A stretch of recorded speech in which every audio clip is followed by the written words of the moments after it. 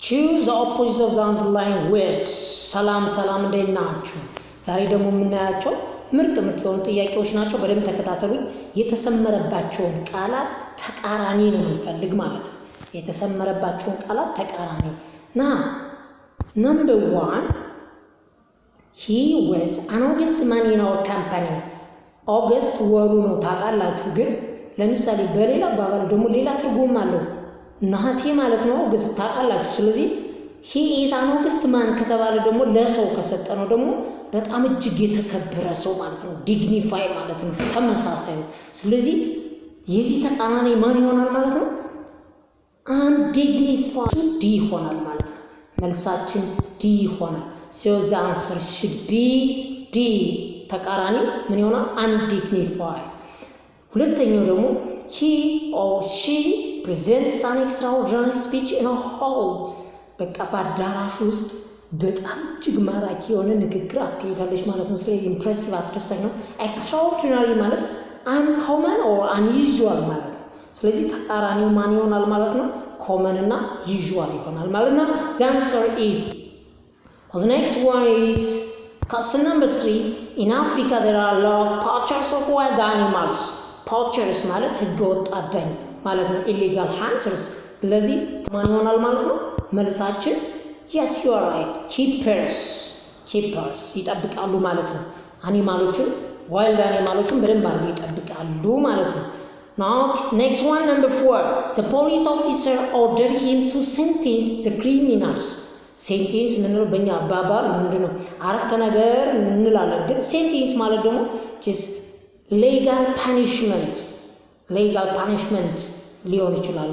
በቃ ወይ ፕሬዚዳንቱ ወይም ደግሞ የህግ ባለሙያ የወሰነው በቃ እንዲገደል ተወሰነበት ከተባለ ሴንቴንስ ማለት ሌጋል ፓኒሽመንት ኦፍ somebody else what we call sentence እንለዋለን ማለት ነው። የዚህ ተቃራኒ ደግሞ ማን ይሆናል ማለት ነው? so when you answer discharge እንኳን ሊገላቸው ሳይሆን ፈቷቸው ማለት ነው። በቃ ወንጀለኞችን ፈቷቸው። so two sentence ማለት መግደል ነበር ያዘዘው። ስለዚህ ተቃራኒው ምን ይሆናል? discharge መፍታት ነው። What's next one is question number 5 the museum displayed contemporary arts ሙዚየሙ ዲስፕሌይድ የሚያደርገው ኮንቴምፖራሪ አርትስ ነው። ኮንቴምፖራሪ ማለት ሞደርን ማለት ነው። ኮንቴምፖራሪ ማለት ኒው ማለት ነው። ስለዚህ የኮንቴምፖራሪ ተቃራኒው ማን ይሆናል ማለት ነው? your answer should be ማን ይሆናል? outdated ዘመኑ ያለፈበት old very old ancient antiquity ማለት ነው። so the answer should be B. And the next question number 6 the movies was filled with horrifying scenes of destruction በቃ ያየነው the movie was filled with what? horrifying scenes of destruction የሚያስጠላ በቃ በጣም የሚያስጠላ እይታ ነው ያለው። የሚያሳዩት ነገር ሆረር ነው። ሾኪንግ ማለት ነው። ሆረር ሾኪንግ ሾክ የሚያደርግ ነገር ነው የሚያሳይ። ግን ስለዚህ ማን የሚሆነው ተቃራኒ ማን ይሆናል ማለት ነው? yes exciting የሚያስደል ማለት ነው። A ይሆናል። question number 7 they are indifferent about politics ማለት indifferent I am indifferent about her I am indifferent about politics I am indifferent about mathematics so indifferent ማለት not interested ማለት ሊሆን ይችላል ወይም disinterested careless ሊሆን ይችላል። ስለዚህ ተቃራኒው ማን ይሆናል ማለት ነው? the answer should be C ማለት ነው። መልሳችን ማን ነው የሚሆነው? መልሳችን C interested ይሆናል ተቃራኒው ማለት ነው። number 8 wow you passed such dreadful activities to get what you have ይህን ዛሬ ያገኘውን በጣም እጅግ ብዙ ውጣ ውረድ አይተህበታል ማለት ነው። ስለዚህ ብዙ ነገር ነው ያሳለፍከው፣ ችግርና ስቃይ ያሳልፋል። ስለዚህ dreadful activities you just passed such dreadful activities to get what you have so what your answer abhorrent የሚያስጠላ እጅግ horrible terrible ሊሆን ይችላል። ተመሳሳይ ናቸው እነዚህ ሁሉ abhorrent horrible terrible is the same with dreadful በጣም አስቸጋሪና አስቀያሚ ነበር ያሳለፈው ህይወት ማለት ነው። ስለዚህ መልሳችን ማን ይሆናል ማለት ነው?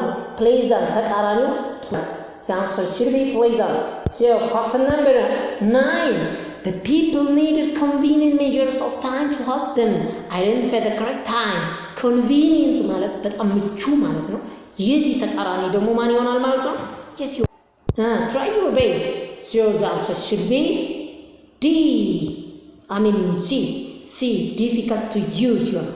difficult to use convenient ማለት ምቹ comfortable ማለት ነው። easy to use convention controversial እንኳን አይሆንም። ስለዚህ መልሳችን C ይሆናል።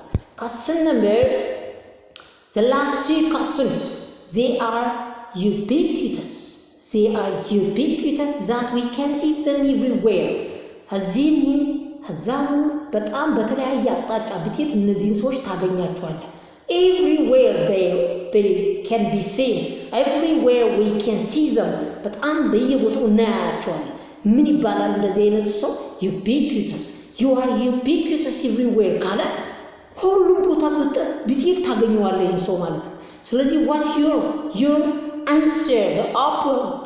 the opposite of ubiquitous means rare ይሆናል። rare በጣም የመስቀል ወፍ እንደማለት ነው። rare ታውቃላችሁ እንግዲህ rare መልሱ rare ማለት ubiquitous means rare. question number